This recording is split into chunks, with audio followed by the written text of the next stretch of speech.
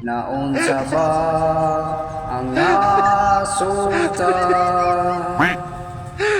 Pagkapait sa kahintang-tang, daghan manukwatan ning gobyernohan, pero nahurot lang sa kurakot na buaya. Pagluga!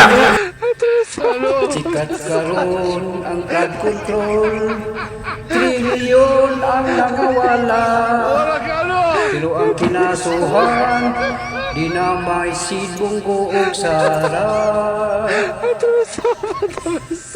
Tapos si Bunuan nando na sa ibang bansa, ug si Cabral ay nadisgrasya na. Huwag po kayong mag-alala. Hindi ibig sabihin matitigil ang flood control project.